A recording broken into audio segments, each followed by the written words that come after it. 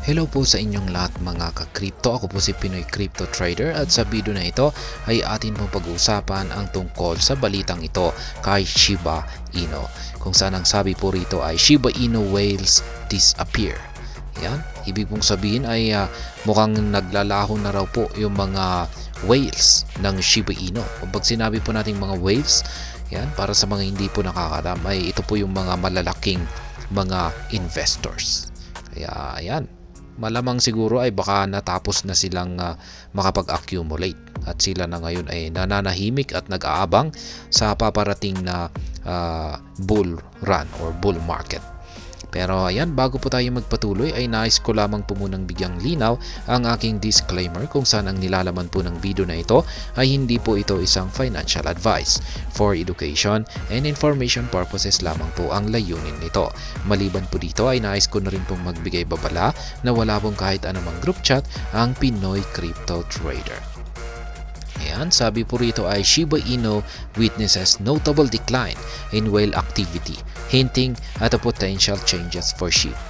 Kaya ayan, sabi po rito ay nasaksihan daw po ng Shiba Inu community ang ayan, pag-decline or medyo pananahimik ng ayan, pagdating sa activity or aktibidad na ginagawa ng mga whale.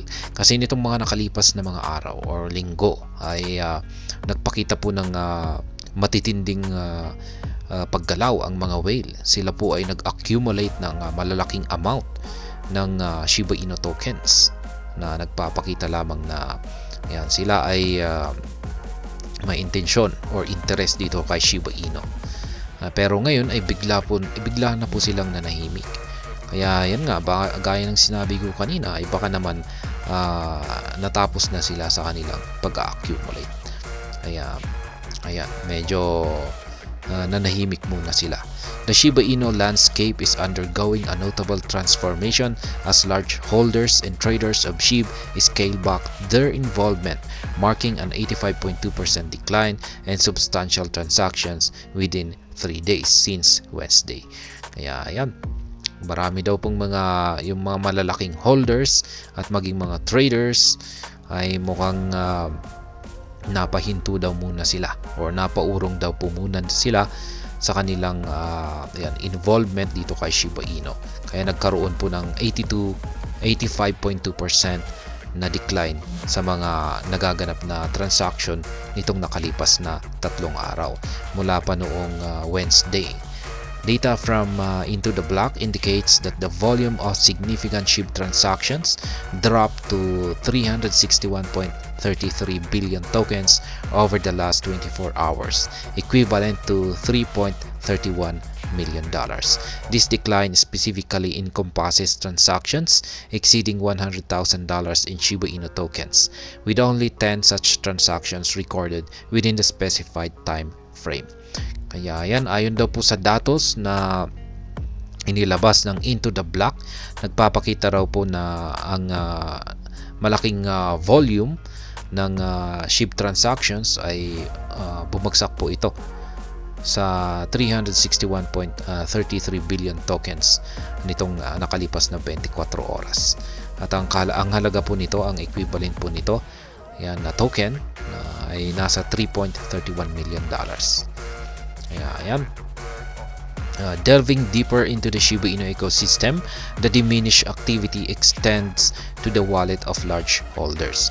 During the observed period, the flow of SHIB into wallets holding at least 0.1% of the total SHIB volume amounted to 151.16 billion tokens, while outflows were 30.75 billion SHIB. These figures represent a 97.1% reduction in inflows and substantial 95.53% decrease in outflows. Kaya yan naman po yung kalagayan ng inflow at saka outflows. Yung mga inflows ay ito po yung pumapasok at yung outflows ay ito naman po yung lumalabas. Kaya nakikita po natin dito yung mga large transaction volumes na naganap ayan, dito kay Shiba Inu. Ayan, noong mga January 24 ay dito po talaga siya umangat ng napakataas. Yan, umabot higit po siya sa 16 trillion na SHIB. Yan, lumampas na po siya rito. Ngayon ay nakikita po natin na noong January 25 ay bumagsak po siya. At January 26 ay patuloy po siyang bumagsak. At January 27 ay ayan, bagsak na po siya. The implications of this development are dual. Firstly, the diminishing presence of SHIB whales indicates a noteworthy reduction in their activity, approaching a near extension levels. Secondly, the void left by the whales raises the prospect of an imminent surge in on-chain activity, potentially paving the way for a significant shift in the dynamics of the popular token. And the absence of these major players may be a prelude to a period of recalibration in the SHIB ecosystem. As the community observes these changes, the significance lies in understanding whether this marks a temporary adjustment or a more profound shift in the trajectory of Shiba Inu. The unfolding scenario prompts thoughtful consideration of the next chapter in the SHIB saga, with everyone awaiting further developments in this evolving narrative. Kaya yan, nagsisilabasan po yung mga spekulasyon kung ano kaya ang magiging impact nito sa market price ni Shiba Inu.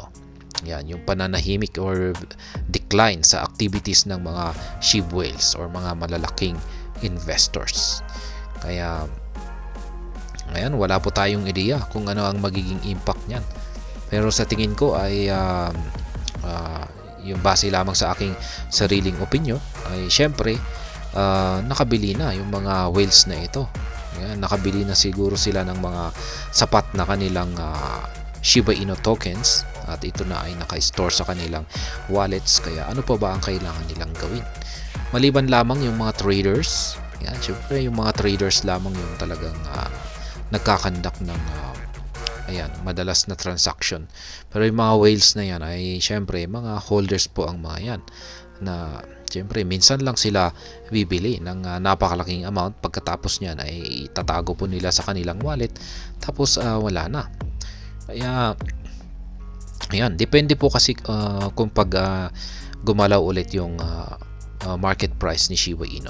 Siguro kung pag bumagsak ang market price ni Shiba Inu ulit sa mas mababang presyo ay bukang dyan po siguro ulit kikilos yung mga whales para bumili sa mas mababang presyo. Kaya ganyan lamang po yung technique nila. Yung mga whales na yan ay mga nagda-dollar cost averaging na rin po ang mga yan. Kaya yan, sa presyong ito ngayon na kalagayan ni Shiba Inu ay sa tingin ko ay nakabili na sila. Kaya ayan, nag-aabang na sila kung ano naman yung sunod na tatahakin ng presyo ni Shiba Inu. At nakadepende naman po yan sa kanilang gagawin. Siguro pag umangat ay siguro baka magti-take profit sila.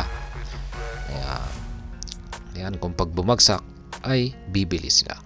Kaya yan, hanggang dito na lamang po tayo sa video na ito. Sana po ay inyong nagustuhan ang aking paliwanag dito. Kung inyo po itong nagustuhan ay pakiclick lamang po ang like button nito.